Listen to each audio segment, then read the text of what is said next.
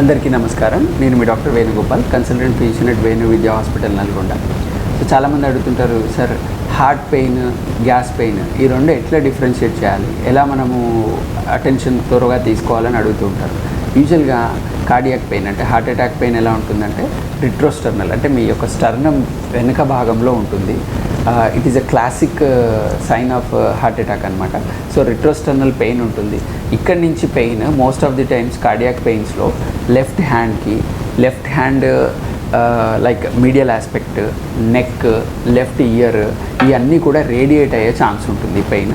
And most of the times ఈ pain even resting ఫేజ్లో కూడా ఉంటుంది. అండ్ మీరు నడిచిన, మెట్లెక్కిన ఈ పెయిన్ ఎక్కువ అయ్యే అవకాశం ఉంటుంది. అంటే ఎగ్జర్షన్తో పెరుగుతుంది. ఈవెన్ రెస్టింగ్లో కూడా పెయిన్ ఉండే అవకాశం ఉంటుంది.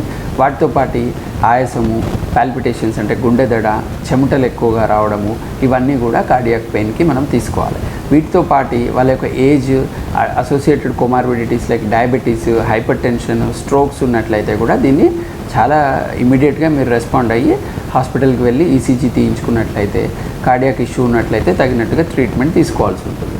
సో ఇప్పుడు గ్యాస్ పెయిన్ ఆర్ అసిడిటీ పెయిన్కి most of the times pain epigastric, అంటే ఈ భాగంలో వచ్చి రిట్రోస్టర్నల్, ఈ పైకి వస్తున్నట్టు అనిపిస్తుంటుంది. ఇక్కడంతా ఫుల్నెస్ అనిపిస్తూ ఉంటుంది. ఎక్కువగా బెల్చింగ్స్, బేవరింపులు రావడము, తర్వాత ఎక్కువగా ఫుడ్కి రిలేటెడ్గా ఉంటుంది, ఏదర్ తినకముందు లేదా తిన్న తర్వాత. సో ఫుడ్కి అసోసియేటెడ్గా ఉంటుంది. అండ్ నెక్స్ట్ వీళ్ళకి ఎక్కువగా ఇండైజెషన్ ప్రాబ్లము, కాన్స్టిపేషన్ ప్రాబ్లమ్స్ ఇవన్నీ కూడా ఉంటుంటాయి.